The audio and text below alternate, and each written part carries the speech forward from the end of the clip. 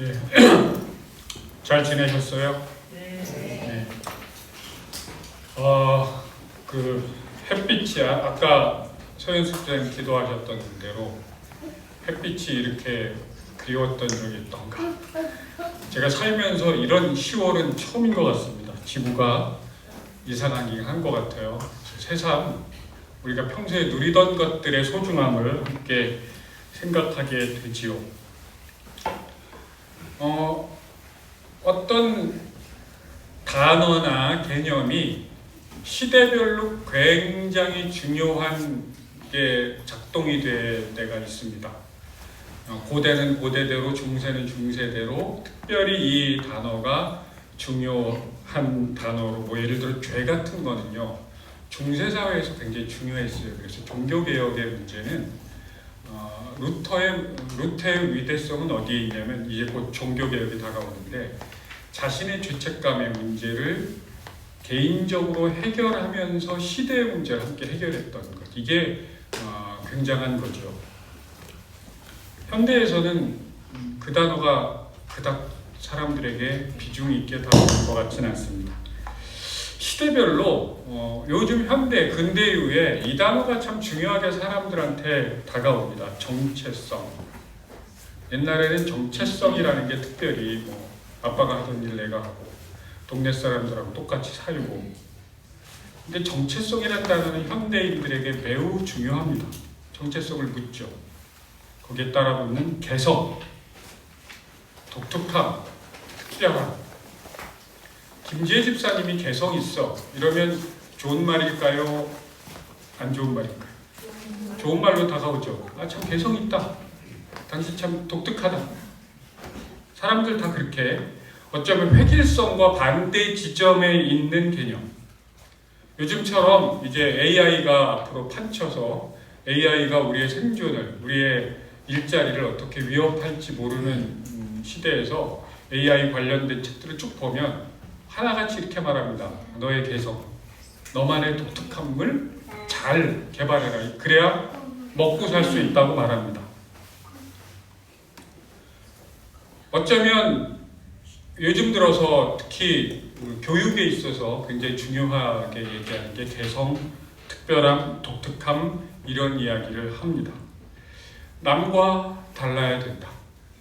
근데 우리 특히 무한 경쟁 사회를 사는 그 첨단을 달리는 이 대한민국에서 남들과 달라진 특별함을 뭐로 이해를 할까요? 시험을 잘 치는 거. 선우가 서울대학을 가. 생각만 해도 좋지?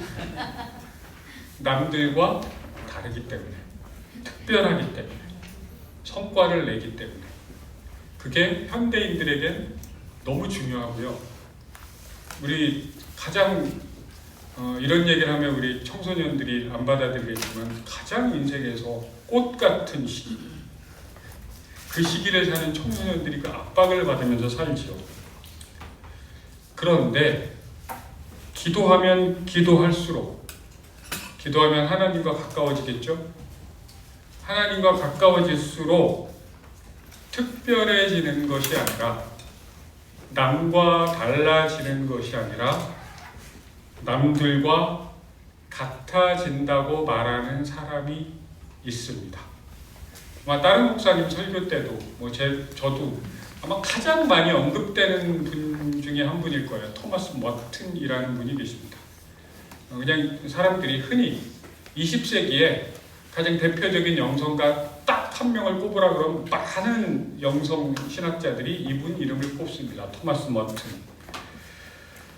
이분은 영문학을 전공하다가 속세를 등지고 구별된 공간 수도원, 그것도 가장 엄격하게 침묵과 세상과의 분리를 강조했던 수도원으로 들어갑니다. 그 사람 20대 젊었을 때 일찍이 수도원에 들어갔기 때문에 그 사람의 가장 큰 바람이 있었습니다. 이 세상과 달라졌으면 좋겠다. 남들과 달라지고 싶다. 이 양반의 초기 자서전이 7층산입니다. 이제 유명한 현대의 어거스틴의 참회록과 같은 책이라고 이야기들 하는, 거기에 초기에 이 사람의 수도 생활을 보면 세속과의 분리, 구별 이런 걸 무척 강조합니다. 불과 한 10여 년 전만 하더라도 교회를 열심히 다니는 사람들이 인사를 이렇게 많이 했어요. 요즘은 그런 인사 많이 안 하는 것 같은데. 승리하세요. 이런 얘기 들어보셨죠? 예, 고개 끄덕. 교영자매 승리하세요. 이런 얘기를 본인은 거부했겠지만 많이 했어요. 저도 많이 들었어요. 승리하라고. 저도 그게 약간 닭살 돋고 그랬거든요. 그 얘기 참 많이 했습니다. 그 얘기는 뭐예요? 우리가 지금 영적 전쟁에서 승리해야 된다는 거죠. 근데 토마스 머튼이 본인에게도 이렇게 영적 승리주의가 자기한테 깊이 자리 잡고 있었다고 고백합니다. 토마스 머튼은 고독과 관상에 전념하고 싶었거든요. 세속과 분리돼서. 근데 이 양반이 문학을 전공해서 그런지 글빨이 장난이 아니거든요. 여러분들이 수도원장이라면 자기 그 수도원에 있는 글을 기가 막히게 쓰는 친구가 하나 있어요. 젊은 친구가. 그럼 자꾸 글을 쓰라고 하겠죠. 이것저것 글을 쓰라고 합니다. 그러니까 이제 그의 일기를 보면 그것 때문에 스트레스를 많이 받아요. 막 꿍시렁거리면서 막 일기 씁니다. 나는 좀 더 침묵하고 싶은데 수도원장이 자꾸 쓰라고 한다. 원장님이라고 쓰긴 했지만 영어에는 님자 안 붙였겠죠. 하고 꿍시렁거리면서 글을 씁니다. 자기는 좀 더 분리돼서 세속과 분리된 곳으로 점점 더 고독의 공간으로 들어가고 싶은데 이제 그런 갈등들이 초기 일기에 나옵니다. 거의 한 20여 년 가까이 16년, 17년 정도 그렇게 기도를 거의 밖으로도 안 나오고 기도를 수도원에서 하다가 루이빌이라는 도시가 있나 봐요. 루이빌에 심부름을 나갔는데 오랜만에 속세로 내려온 거죠. 거리를 걸으면서 사람들을 바라보다가 자기도 모르게 불쑥이 한마디가 나왔습니다. 와, 나도 다른 모든 사람과 같구나. 그쵸? 당연하죠? 그런데 이 말이 머튼의 영성생활의 분기점이 됩니다. 그리고 이런 글을 씁니다. 그들은 나의 것이고 나는 그들의 것이었다.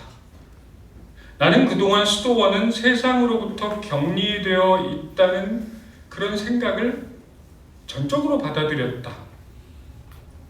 그리고 이런 말로 그의 문장을 결론 맺습니다. 그런데 내가 이 인류의 구성원이 된다는 것은 영예로운 운명임을 깨달았다. 그래서 그전에는 세속과의 분리가 머튼의 영성에서 굉장히 중요했는데 그 다음부터는 이렇게 말합니다. 내면의 자유가 낳은 연대로 내 영성의 축이 바뀌었다. 그 다음부터 머튼은 분리가 아니라 하나됨, 같아짐을 역설합니다. 이게 영성생활의 기도의 핵심이라고. 그래서 제가 모처럼 정체성을 영어 단어로 찾았어요. 모두가 한번 물어볼게요. 네. 아이덴티티죠. 이 단어의 어원을 한번 챗GPT한테 물어봤습니다. 중세에 등장했는데 한 1100년 요때쯤 이 단어가 본격적으로 등장을 했는데 그 뜻은 원래 동일함, 일치함, 같음의 뜻으로 쓰였다고 합니다. 지금도 영어 단어 이렇게 아이덴티티 찾아보면 1, 2, 3 영어 단어 짜증나는 게 똑같은데 여러 가지 뜻이 있잖아요. 그거 외우는 게 짜증나지 않습니까? 그치? 저는 막 짜증나지. 3의 같은, 동일함 이렇게 쓰여 있습니다. 이걸 사회학에서는 이 아이덴티티란 단어를 확장을 하면 다른 존재와 연결하나됨, 이게 인간의 정체성이라는 거예요. 그래서 그건 아이덴티티를 계속 확장하다 보면 인류의 생태적 세상까지도 연결할 수 있다. 인간의 정체성은 궁극적으로는 모든 것과 연결되어 있다는 거죠. 또 다른 영성과 헬린 외에는 그래서 이 동질성, 타인과의 같아짐을 인간 정체성의 원천으로 인정하는 게 매우 중요하다. 다른 사람과 내가 같은 존재라는 사실, 교회와 세상이 같다는 사실이야말로 가장 축복하고 기뻐해야 되는 일이라는 거죠. 이 대목에서 블랙팬서의 명대사가 떠오릅니다. 어리석은 사람은 장벽을 쌓고 지혜로운 사람은 뭐를 놓을까요? 다리를 놓을까? 다리는 나와 내가 만나고 연결되기 위한 굉장히 중요한 건축물이죠. 그래서 오늘 우리는 세 개의 다리를 한번 놔보려고 합니다. 하나는 복음사에서 주님께서 기도하신 하나됨이라는 다리. 또 하나는 바울이 얘기한 함께 밥을 먹는 법이라는 다리. 또 하나는 멀리 오래 거슬러 올라가서 이사야가 말하는 신년이라는 다리입니다. 먼저 요한복음 17장을 쭉 읽어보면 읽을 때마다 뭔가 짜릿하고 짠한 정서가 전달이 됩니다. 저는 이게 예수님의 유언장 같아요. 당신은 이제 곧 떠나십니다. 마치 어린 자녀를 안고 빨고 키웠던 엄마가 떠나는 것처럼 그 17장 전체를 보면 마치 발길이 차마 떨어지지 않는 엄마가 자식을 부탁하는 기도처럼 느껴집니다. 이제 얘들은요, 이 제자들은 인간 예수 없는 삶을 꾸려가야 합니다. 여전히 얘네들은 하나님을 만나야 되겠지만 이전과는 인간 예수와는 전혀 다른 하나님, 성령이죠. 성령께서 그들과 함께 해야 되는 시대를 살아갈 텐데 그럼 뭐가 필요할까요? 제자들은 이전과는 전혀 다른 방식으로 하나님을 만나야 합니다. 눈만 뜨면 예수님이 있었어요. 내가 예수님한테 말을 걸지 않아도 얘들아 오늘은 어디 가자. 내가 그냥 수동적으로 있어도 예수님은 말을 걸어왔어요. 인간 예수는 이제 성령께서 눈에 보이지 않는 형태로 그 하나님의 모습으로 제자들을 만나야 할 텐데 지금까지 모든 감각으로 예수님을 하나님을 만났는데 이제는 좀 더 다른 방식으로 사실 어른의 방식으로 앞에는 보이지 않는 하나님을 그럼에도 불구하고 믿을 수 있어야 되는 단계로 넘어가야 합니다. 예수님은 하나님께 다른 걸 부탁하지 않았어요. 한 문장입니다. 그들도 하나 되게 하소서. 예수님 하나님 얘들이요 잘 말귀를 못 알아듣거든요. 애들이 좀 모자라요. 사실 보면 좀 모자르잖아요. 모자르니까 좀 제 귀에다가 잘 얘기해 주세요. 뭐 이런 얘기가 아니고 얘네들이 기도할 때마다 구름이 쫙 열리고 햇살이 쫙 내려치고 그렇게 말씀해 주세요. 가슴이 계속 기도할 때마다 뜨겁게 해주세요. 이렇게 부탁하신 게 아니라 그들도 우리처럼 하나 되게 해 주소서예요. 그게 코이노니아라고 말하죠. 그 하나됨을 만들어가는 걸 공동체라고 말합니다. 그리고 이건 세상으로부터 분리되고 구별된 특별한 단체를 만드는 것이 아니라 이 서로 사랑하는 공동체는 세상에 흘러 들어가 그것들과 다리를 놓고 같은 하나님 나라의 일원이 되도록 계속 초청하는 삶을 살아가는 겁니다. 19절까지가 예수님의 공생애 동안 예수님과 함께 살았던 제자들을 위한 기도라면 우리가 오늘 읽었던 20절부터는 그들의 이야기를 듣고 당신을 믿게 되는, 그게 누구예요? 우리들이잖아요. 제자들의 얘기를 듣고 우린 인간 예수를 만난 적은 없습니다. 인간 예수님의 이야기를 듣고 그분이 하나님이셨고 지금도 우리와 계시는구나라는 것들을 흘러 들었던 제자 공동체의 확장과 성장, 세상으로 흘러 들어가서 그것과 하나 되는 비전을 말씀하시는 대목입니다. 사실 우리가 직접적으로 관련된 말씀은 17장 20절부터예요. 세대와 지역을 뛰어넘어 하나님의 자녀가 될 사람들, 우리들을 위한 기도. 이 사람들의 말을 듣고 나를 믿는 사람들을 위해서 아버지 이렇게 기도합니다. 너희가 서로 안에 머무는 한 세상은 하나님이 계심을 믿게 될 것이다. 너무 쉽죠? 너희가 서로 머물러 있어. 그럼 세상이 하나님이 있음을 믿게 될 거라고. 좀 더 구체적으로 말하면 교회가 서로가 서로를 같아짐으로 서로가 하나가 되면 다른 짓 안 해도 세상은 하나님이 있는 걸 믿을 거야. 근데 지금은 하나님이 없는 시대처럼 보이잖아요. 그 이유는 간단한 거죠.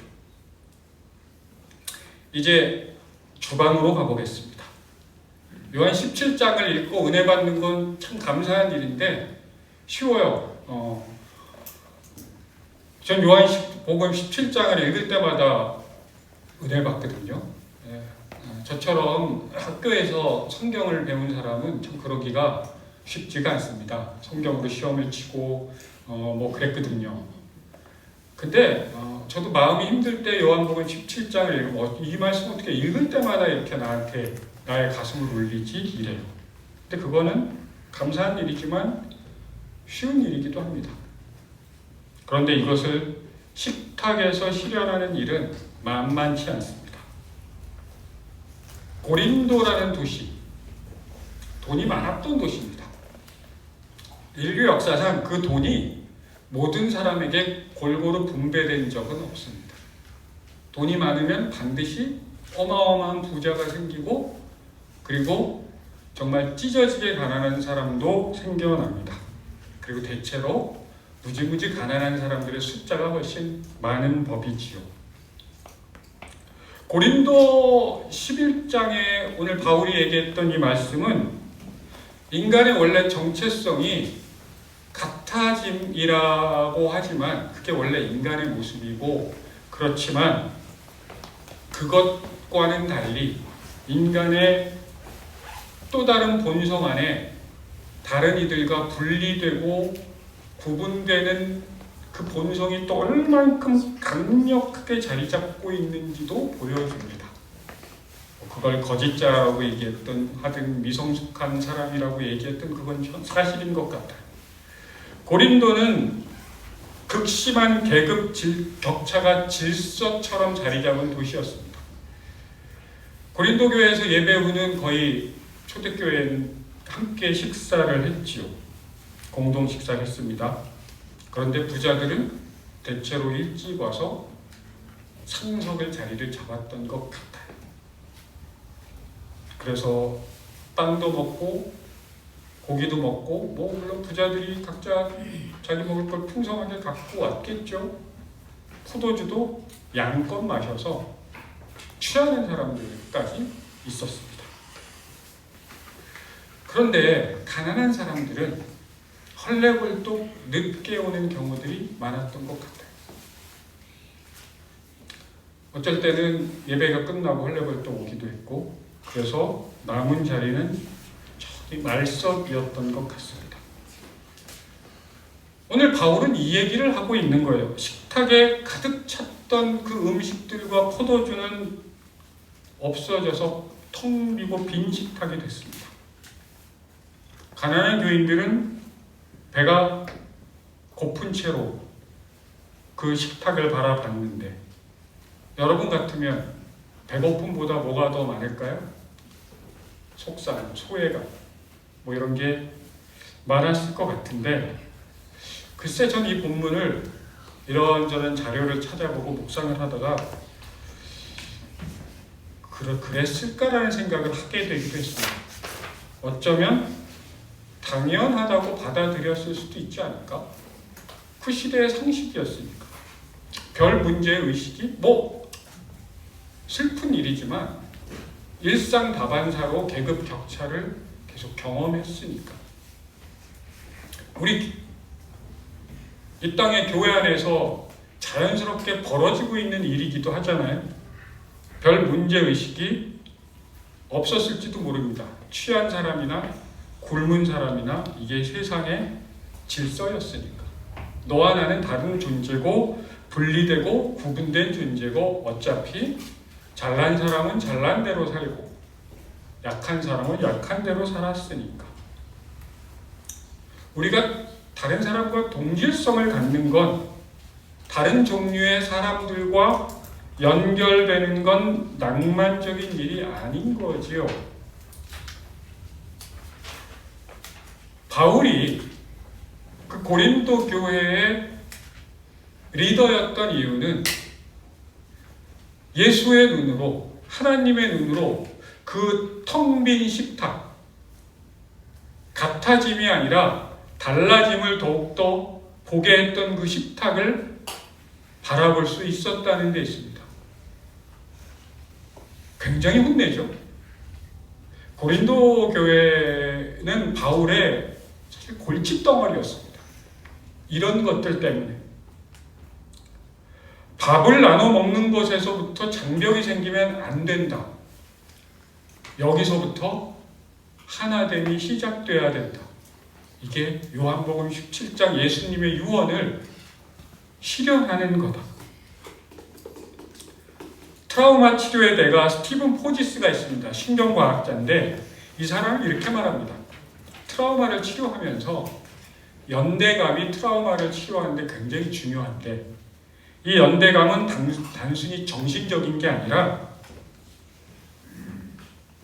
연결되었다고 느끼는 몸의 감각이라고. 연결감은 추상적인 게 아니라 당신들이 육체적으로 느끼는 그 감각이 연결감이라고. 바울은 말합니다. 코이노니아, 하나됨은 추상적인 게 아니라 밥과 음료를 똑같이 나누면서 하나 되는 것에서 시작한다. 그래서 바울은 적극적으로 밥 먹는 것을 주님의 만찬과 연결합니다. 사실 바울은 예수님의 만찬, 예수님과 밥 한 끼 먹어본 적이 없는 사람이에요. 그렇죠?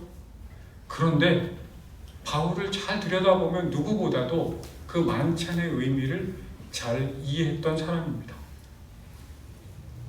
모두가 차별 없이 참여하는 그 밥상, 그것 자체가 예수님의 몸과 피에 참여하는 것이기 때문에 그걸 함부로 대하지 말라. 내가 갖고 온 고기가 이만큼 있으니까 배 터지게 먹지 말라고. 저는 지난주에 우리 모 자매가 퇴근하고 나면 6시 반에 여기 도착하잖아요. 우리가 지난주 정말 맛있게 먹었잖아요. 그게 너무 예뻐서 사진을 찍어서 카톡으로 보내준 적이 있어요. 땡땡땡 거. 따로 챙겨서 저는 이 고린도 교회와 다른 소일교의 모습을 보면서 따뜻해졌습니다. 우린 고린도 교회 같지는 않구나. 천만다행이죠. 이 코이노니아를 위해서 바울이 권면하는 건 정말 단순합니다. 기다려라. 따라해볼까요? 기다려라. 이 얘기는 뭘까요? 우선권을 내려놓으라. 기득권을 포기해라. 그게 그리스도의 몸과 피를 합당하게 대하는 것입니다. 다른 사람이 줄이고 목마른데 나 혼자 배부르고 취하는 건 그냥 죄다. 이렇게 말하고 있습니다. 죄는 추상적인 게 아니라 이게 죄입니다.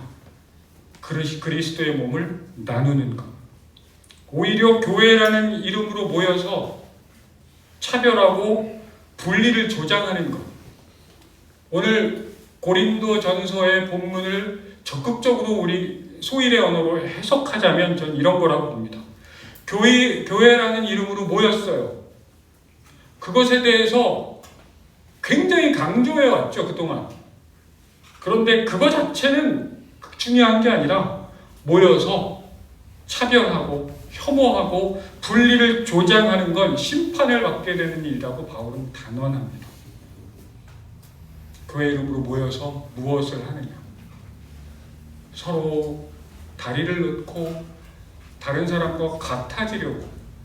나는 저 사람을 이해할 수 없지만 저 사람하고 다 달라. 생각도 다르고 신분도 다르고 젠더도 다르고 다 다른데, 근데 같아지려고 하는 것, 그게 공동체라는 거죠. 기다리는 건 강한 사람에게 요구되는 겁니다. 오히려 아이를 기다려주고 약한 사람을 기다려줍니다. 교회는 그런 면에서 기다리는 공동체입니다. 하나님께서 구약시대에 기다림을 제도적으로 만드신 것이 희년입니다. 이스라엘이 바벨론에게 나라를 뺏기고 키루스 왕 덕분에 예루살렘으로 귀환합니다. 이게 오늘 예레미야서의 배경입니다. 우리가 8.15 해방을 안 맞아봐서 모르겠지만 얼마나 행복했겠어요. 태극기를 들고 다 신난다, 대한민국 만세를 외칩니다. 그러고 돌아나면 갑자기 낙원이 펼쳐집니까? 일제강점기 때 당했던 그 폐허가 여전히 일본 순사는 칼 차고 돌아다니고, 어제 해방이 됐다고 오늘 배부릅니까? 여전히 똑같아요. 예루살렘은 폐허 상태고 농지와 재산은 사라졌고 일부는 부유해졌지만 다수는 가난에 시달립니다. 포로에서 돌아왔지만 삶은 여전히 종살이 때하고 달라진 게 없어요. 그때 이 이사야서를 기록한 현자는 율법서를 뒤적입니다. 그래서 율법서에서 바라봤던 게 은혜의 해, 신년입니다. 신년은 7년에 한 번씩 오는 안식년이 있죠. 땅도 쉬고 사람도 쉬고, 그 신년이 완전신 7번 반복이 되면 49년이 되고, 그 49년이 지나서 50년에 한 번씩 오는 온 이스라엘의 잔치입니다. 모든 걸 리셋하는 거예요. 공동번역에선 이렇게 말합니다. 하나님이 우리를 반겨주실 때. 이건 너무 좋은 번역이다, 이런 생각을 했습니다. 사람들이 포로에서 돌아왔어요. 예루살렘 돌아왔는데 자기들을 반겨준 것 같지 않은 거예요. 여전히 가난하고 차별이 있고 너와 나는 다른 존재고, 거기서 너는 끌려가서 너는 매국노고 너는 누구고 서로 막 싸웁니다. 사마리아인 막 다 유대인에서 막 아수라장입니다. 그런데 은혜에 하나님이 우리를 반겨주실 때, 그래서 희년은 50년에 한 번 팡팡 터지는 불꽃놀이가 아니라 저는 이렇게 표현하고 싶습니다. 주기적으로 돌아오는 해방의 습관이라고.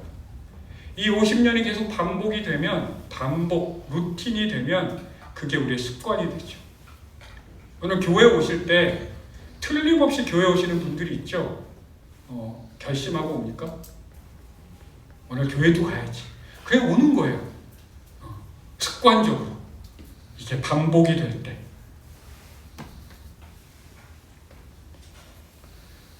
무너진 도시가 있고 쪼개진 삶을 다시 이어붙이기 위한 신성한 제도였습니다. 그리고 이렇게 생각합니다. 그럼 오늘 우리가 할 수 있는 기다림과 하나됨과 희년은 뭘까? 앞으로 이런 논의들을 좀 시작하면 좋겠다는 생각을 하게 됩니다. 우리 나눔 소그룹에서 이런 얘기가 되어졌다고 해요. 우리가 선교헌금이 있죠, 따로. 선교헌금을 통해서 사실 우리가 많은 일을 했다라고 막 확 얘기하긴 않죠. 그래도 우리 교회 규모에 비해서는 이런저런 일들을 꽤 해왔습니다. 필요하면 우리가 필리핀에도 보내고, 또 어디로도 보내고, 또 우리 공동체 안에 또 이 돈이 필요한 분들과 함께 나누기도 하고, 그래서 이걸 본격적으로 우리 공동체 안에 코이노니아로 나눴으면 어떨까라는 이야기들이 나왔다고 합니다. 앞으로 이런 이야기들을 좀 더 하면 좋겠습니다. 원래 희년은 이스라엘 안에 있는 약한 사람들, 가난한 사람들, 힘든 사람들, 심지어는 착취당하고 있는 자연, 땅을 위해서 원래 하나님이 만드셨던 그 아름다운 세상으로 회복하고 돌아가기 위해서 만든 제도입니다. 그래서 사람들은 희년의 현대적 의미를 공동체라고 말하기도 합니다. 내가 배고픈 건 육체적인 문제지만 남이 배고픈 건 영적인 문제라고 말하는 사람도 있죠. 그리고 저는 이게 우리 공동체 안에서 먼저 나눠지면 얼마나 좋을까. 예수님이 너희가 서로 사랑하면, 너희 안에 우리가 있으면 세상이 너희가 내 제자인 줄 알고 세상이 하나님이 계심을 알 거라고 말씀하셨던 것처럼. 아까 트라우마 얘기를 잠깐 제가 했는데, 요즘은 트라우마의 개념들이 막 확대가 돼요. 옛날에는 생명을 잃을 뻔했던 거에서 이제 일상적인 폭력과 차별 때문에 아픔을 겪는 것까지도 막 트라우마가 확대돼요. 작은 트라우마 이런 말을 합니다.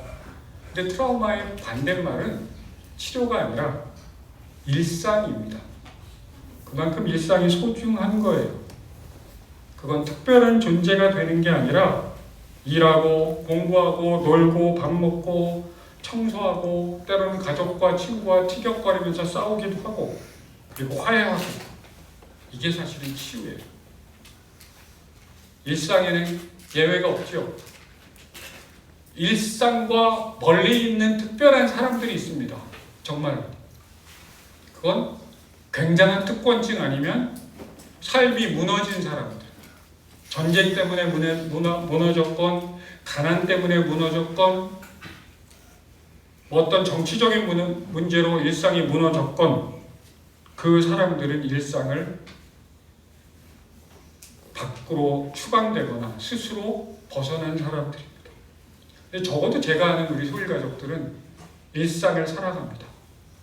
내일이면 어김없이 출근을 하셔야 되고, 또 가사 노동을 해야 되고, 우리 청소년들은 또 학교를 가야 되고, 우리 모두는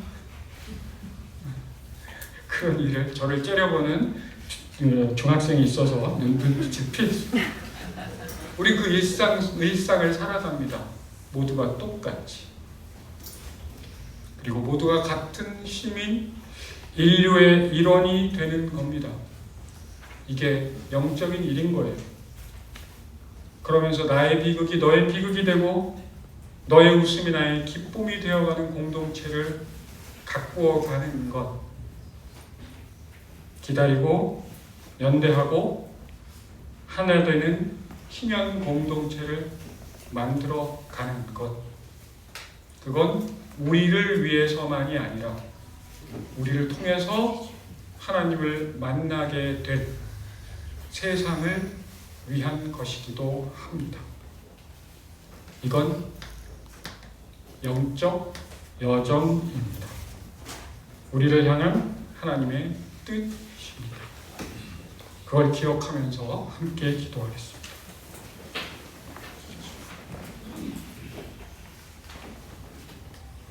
하나님, 우리가 서로 같아질 수 있도록 함께하여 주시옵소서. 주님께서 우리를 향해서 남겨주신 인간 예수의 마지막 기도처럼 우리도 서로를 향한 다리를 놓도록 함께하여 주시옵소서. 예수님의 이름으로 기도합니다.